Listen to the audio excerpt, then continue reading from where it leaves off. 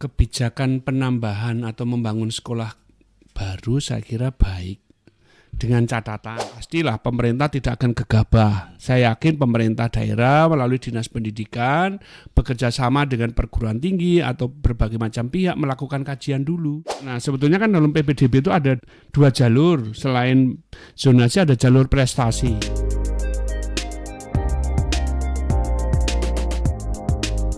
Pemirsa dan pendengar RRI, kita berjumpa kembali di podcastnya RRI Prokuto.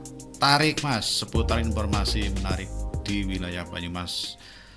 Kali ini bersama Pak Agus Wahyudi sebagai pengamat pendidikan di Kabupaten Banyumas. Selamat siang Pak, kabar nih Pak Wahyudi? Selamat siang, sehat walafiat Mas. Pak, beberapa waktu terakhir ada wacana pemerintah terutama di Kabupaten Banyumas barangkali juga akan menambah sekolah negeri untuk SMP-nya gitu Pak. Sementara sejumlah SMP swasta merasa tersaingi kekurangan murid padahal gitu mereka. Gimana nih Pak menurut Pak Agus?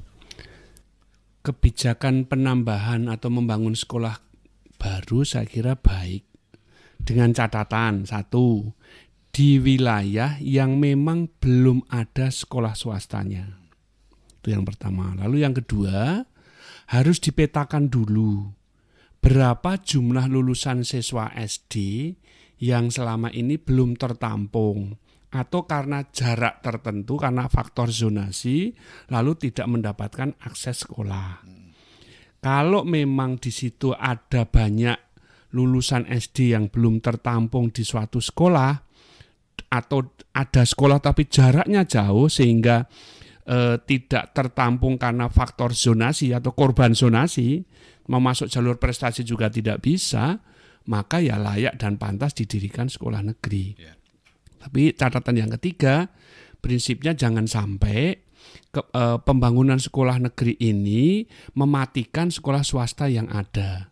Data menunjukkan bahwa kalau nanti sekolah swasta ini tidak ada, ibaratnya sekolah swasta ini tutup semua, sekolah negeri belum mampu menampung lulusan SD ke SMP. Artinya bahwa keberadaan sekolah swasta itu masih sangat dibutuhkan oleh masyarakat.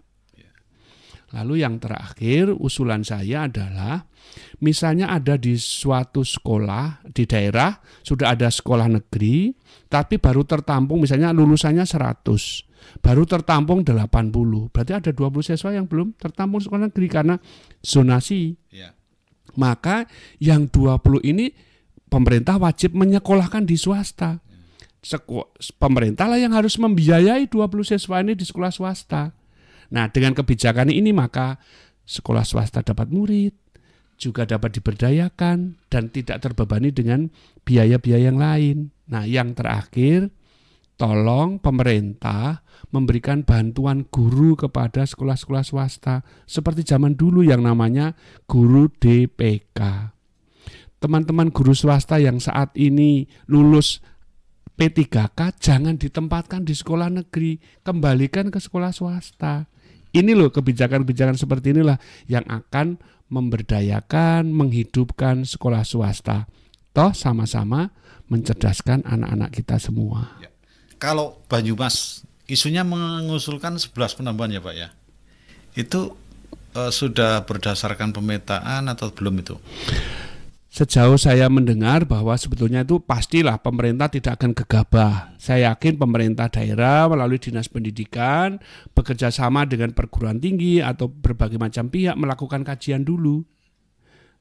Mana tempat yang layak dan pantas untuk didirikan sekolah negeri sehingga bisa menampung anak-anak lulusan SD yang lulus semacam itu. Tetapi harus diingat, jangan sampai nanti pembangunan sekolah baru ini mengulang seperti SD Impres zaman dulu. Dibangun sekolah Impres, sudah ada satu, bangun kedua, bangun ketiga. Nah sekarang siswanya sudah tidak ada, kembali lagi ke satu sekolah.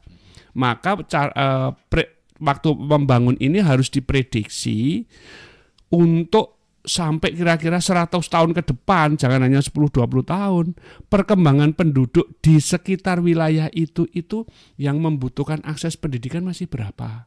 Ini harus cermat gitu loh. Jangan hanya karena sekarang faktor zonasi, lalu ada banyak siswa yang tidak tertampung di sekolah negeri, lalu dibangunlah sekolah negeri. Tapi nanti 10-15 tahun lagi tutup. Lah kan rugi. Maka lebih baik sekali lagi yang sudah ada sekolah swasta itulah yang harus diberdayakan.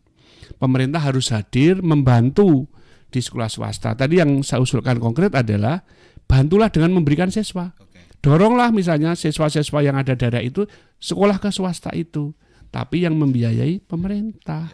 Sama saja. Soalnya sekarang ketika anak pintar ingin sekolah yang menurut mereka itu lebih maju, katakanlah agak favorit itu pilihan-pilihan juga terbentur terkait ada zonasi ini Pak. Zonasi. Nah sebetulnya kan dalam PPDB itu ada 2 jalur, selain zonasi ada jalur prestasi. Maka sebetulnya anak-anak yang memang dikaruniai kecerdasan yang luar biasa bisa memilih sekolah dimanapun melalui jalur prestasi gitu loh.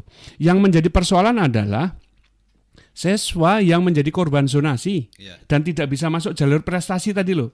Sudah korban zonasi, prestasinya masuk jalur prestasi tidak bisa, mohon maaf, juga miskin misalnya. Inilah yang harus mendapatkan perhatian khusus gitu loh. Maka caranya seperti usulan saya, mereka yang tersingkir karena aspek regulasi maupun keadaan ekonomi, inilah yang harus ditolong. Sekolahkanlah di sekolah swasta. Berarti yang menolong anak, yang menolong sekolah swasta, menolong yayasan. Jadi semuanya tertolong dengan baik dan endingnya adalah mencerdaskan kehidupan bangsa. Saya kira itu Mas. Terima kasih sekali Pak Agus. Sama-sama. Di podcastnya RRI Purwokerto, mudah-mudahan warga masyarakat yang belum tertampung juga menyadari sekolah swasta pun sama gitu ya Pak. Sama. Terima kasih Pak Agus. Selamat siang. Selamat siang. Terima kasih.